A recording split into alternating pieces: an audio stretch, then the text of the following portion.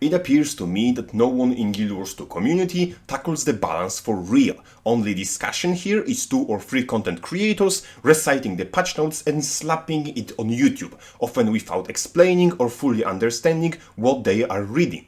Community as a whole simply ignores a plethora of years-old problems, and to be honest, I'm not surprised. Addressing a singular issue in this entire ocean of flawed weapons, skills, trade, mechanics and interactions is like waking up in a flooded basement and complaining that air is too humid. And tackling years-old balance issues requires making enemies amongst literally every bloody subgroup that exists within the game's community. And with majority of Guild Wars 2 content creators being wholesome, positive, happy, accomplished people, no one possesses the amounts of self-hatred necessary to subject themselves into this torture.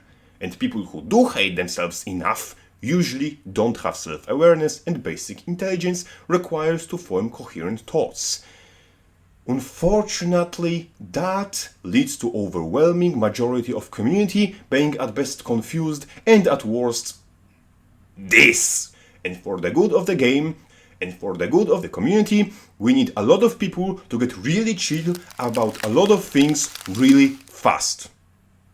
So let's start with it. Why unique modifiers had to be gathered? Every time interaction between A and B occurs, that interaction must be taken into the consideration by the balance team. And in a game where there was a lot of unique modifiers, this could quickly go out of hand. Let's hypothetically hit a raid boss with a hammer. Guild Wars 2 calculates damage by a formula. Weapon strength times total power times skill-specific power coefficients, total of which gets divided by armor rating of the target. What difference would banners make here? Since we have 100 more precision, we can take foot buff with less precision and more power, effectively increasing our power by another 100. So, let's calculate. For power builds, usual crit multiplier lands somewhere near 250%, and raw power lands near 3600. Ascended weapon has 1045 weapon strength, and average power coefficients runs about 1.2. And for example, warrior gets 12% damage bonus from empowered, 20 from berserker's power, 20 from blood reckoning, 5% from sigil falls, and 10% from rune of the thief.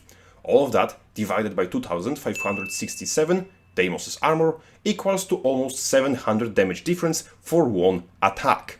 And with average character, with quickness of course, attacking 4 to 6 times per second, it gets up to between 2800 and 4200, averaging around 3500 DPS difference per character.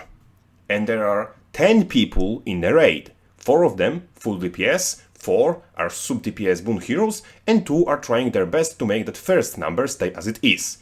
Let's assume that sub-DPS does 2/3 of full DPS's numbers, and healer does 1/5 of that, since they are really busy doing something really important. Then, 3500 times 4 times 2/3 times 4 plus whatever healers are doing equals roughly to 24,733 DPS in a raid scenario.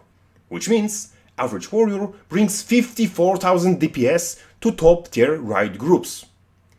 In other words, Banner Slave Berserker is worth 2 DPSs. And that's why banners and their kin had to perish.